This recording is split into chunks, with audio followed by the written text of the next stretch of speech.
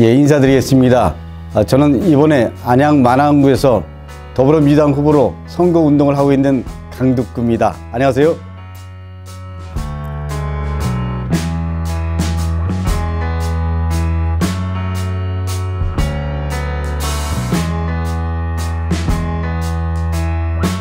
코로나19라는 국가 재난적 상황이라는 특수한 상황이 있습니다.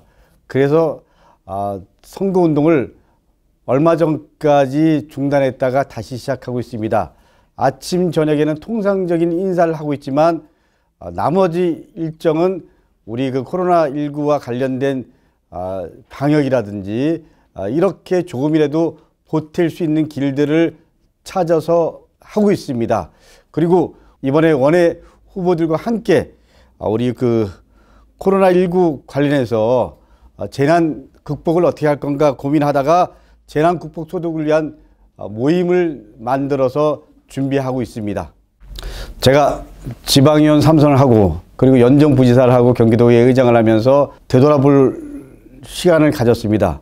삶을 되돌아보고 그리고 지역을 되돌아보고 그리고 민주연구원에 있으면서 민주당과 국가의 미래를 고민했습니다. 그러면서 내린 결론이 다시 한번 공적에서 일할 수 있는 기회가 주어진다면 소명의식을 갖고 국가의 비전을 준비해야 되겠다. 이런 마음과 또 안양 만안 지역에 대한 비전, 구체적으로 큰 틀에서 국가에 대한 비전과 지역에 대한 비전, 이런 비전을 고민하면서 이번에 출마를 결심하고 준비하게 됐습니다. 제 20대는 80년대라는 특수한 상황이 있었습니다. 그러다 보니까 사회 지향 지역이었고 또 그러다 보니까 어떻게 보면 일반적인 그런 그 규칙적인 20대가 고민해야 될 부분보다는 취업 준비라든지 이런 것보다는 사회 참여에 대한 고민과 참여 속에서 역할을 하고 뭐 이러다 보니까 개인적인 담론보다는 큰 틀에 대한 담론에 대한 고민들이 더 많았고요. 그러다 보니까 자기를 돌보는 시간보다는 어떻게 보면 큰 틀에서 고민하고 그리고 열정을 바치는 시간이었습니다. 되돌아보면 개인한테는 잃은 게 있고 또 나름대로 아쉬운 부분이 있지만 그런 걸 통해서 더 크게 성장하는 계기가 됐던 그런 시간이었던 것 같습니다. 저는 희망이 안 보인다라는 것, 희망의 절벽, 이런 것들이 우리 청년들이 가장 그 어려움을 겪고 있는 구조적인 큰 문제라고 생각을 합니다. IMF 이후에 신자유주의가 한국 사회에 들어오면서 양극화가 고착되고 이러면서 점점 이 계층 사다리는 힘들어지고 그리고 또 그것이 이 공정한 사회라는 방향성과 맞지 않게 불공정한 사회로 가고 뭐 이런 것들이 우리 그 청년들에게 가장 어려움을 주고 있는 현실의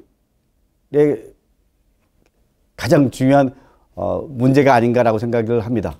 저는 개인적으로 청년패자 부활전 이런 거 만들면 어떻게 했냐라고 생각을 합니다. 왜냐면 한번 청년들은 뭘 하더라도 실패할 가능성이 있잖아요. 상대적으로 예를 들면 기성세대에 비해서.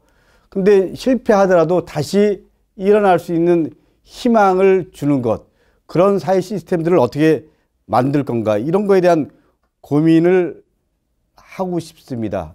그리고 약간 좀 입장이 다를 수 있지만 프랑스나 유럽 사회 보면 대학교 등록금 저는 국가에서 책임집니다. 영국이랑 뭐 미국이랑 일본이랑 좀 다른데 저는 장기적으로 공정한 사회로 가기 위해서는 대학 등록금 국가에서 책임져야 된다고 생각합니다. 그리고 일자리를 만드는데 준비할 수 있는 기간, 이런 부분에 대해서도 좀 더 국가가 공공의 역할을 전향적으로 좀 할 필요가 있다고 생각합니다. 아직 청년 기본소득 이런 부분에 대해서는 사회에서 뭐 찬반 양론이 있지만 큰 틀에서 좀 국가가 공정한 사회 그리고 희망을 줄 수 있는 사회 시스템과 환경을 만드는 것, 그리고 실패해도 다시 일어설 수 있는 기회를 주는 것, 이런 사회적 환경을 어떻게 만들어 갈 건가에 대한 사회적 대합의가 필요하다고 생각합니다.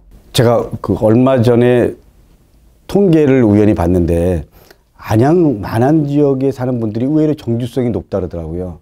제가 가장 꿈꾸는 거거든요. 지방자치가 되려면 가장 중요한 조건 중에 하나가 정주성입니다. 제가 70년대, 80년대 이 초중고등학교를 다니면서 그 지역에 대한 향수, 이 향수라는 게 기본적으로 공동체가 있거든요.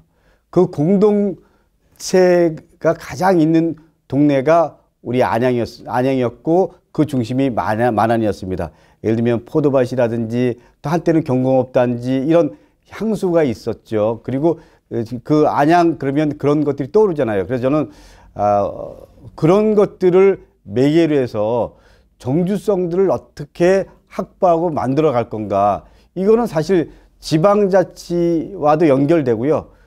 또 제3과도 연결되고 그런 것들을 어떻게 회복하고 만들어 가냐.